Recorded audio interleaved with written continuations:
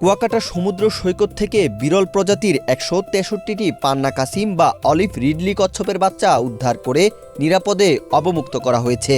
মঙ্গলবার দুপুরে পটুয়াখালীর কলাপাড়া উপজেলার লেম্বুরবন এলাকার সৈকত সংলগ্ন একটি পরিত্যক্ত দোকানের নিচে থাকা গর্ত থেকে এসব কচ্ছপের বাচ্চা উদ্ধার করা হয়।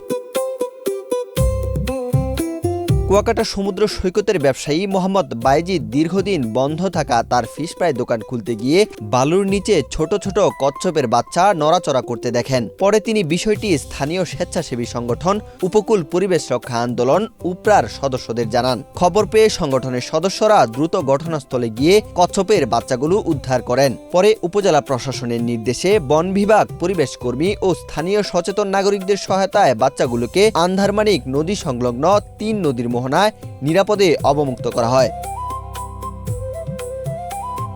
করোনা বা যে কোনো ভাইরাসের এগেইনস্টে ফাইট মানি ব্যাকট্রলের লেফট রাইট। কলাপাড়া উপজেলা নির্বাহী কর্মকর্তা কাউসার হামিদ পরিবেশ ও জীববৈচিত্র্য রক্ষায় স্থানীয় স্বেচ্ছাসেবী সংগঠন এবং সচেতন মানুষের ভূমিকার প্রশংসা করে বলেন, প্রশাসনের পক্ষ থেকে উপকূলের পরিবেশ ও জীববৈচিত্র্য রক্ষায় প্রয়োজনীয় সহযোগিতা অব্যাহত থাকবে। কচ্ছপের ১৬৩টার মতন বাচ্চা আমরা এখানে উদ্ধার করি এবং আমাদের এটার জন্য সবচেয়ে বেশি পরিশ্রম করে আমাদের এই কুয়াকাটার প্রাণী নিয়ে, বন্য প্রাণী এবং সামুদ্রিক প্রাণী, মৎস্য অথবা বিভিন্ন জলজ প্রাণী নিয়ে কাজ করে আমাদের যারা বাচ্চু থেকে শুরু করে আমাদের মিরাজ ভাই ওনারা কাজ করেন। এবং আমরা প্রত্যাশা করি যে উপজেলা প্রশাসন, বন বিভাগ এবং আমরা যারা আছি আমরা সবসময় আমাদের যে সামুদ্রিক প্রাণী আছে অথবা বন্য প্রাণী আছে আমরা সেগুলো রক্ষা আমরা কাজ করব।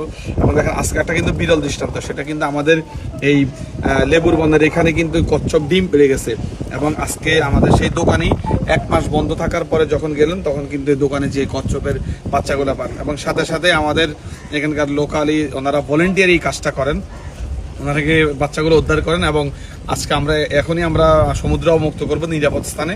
তো আমরা প্রত্যাশা করব যে যারা ট্যুরিস্ট আসবেন, যারা লোকাল আছেন, তারা আমরা সবাই মিলে যদি আমাদের লাল কাঁকড়া অথবা আমাদের এই যে কচ্ছপ থেকে শুরু করে অন্যান্য প্রাণী রক্ষা করতে পারি, তাহলে আমাদের এইটা আরও প্রাকৃতিক সম্পদ এবং আমাদের এই প্রাকৃতিক যে আমাদের জলজ প্রাণী অথবা বন্য প্রাণী অথবা অন্যান্য যারা আছে সকল কিছু মিলে একটা অভয়ারণ্য তৈরি হবে। মহিপুর রেঞ্জ কর্মকর্তা মনিরুজ্জামান বলেন, উদ্ধার হওয়া সব কচ্ছপের বাচ্চাকে নিরাপদে অবমুক্ত করা হয়েছে। উপকূলীয় এলাকায় সামুদ্রিক প্রাণীর বিচরণ ও প্রজনন টিকিয়ে রাখতে বন বিভাগ নিয়মিত নজরদারি করছে। ওয়াহিদ হুসাইন জিহাদ, বাংলাদেশ প্রতিদিন।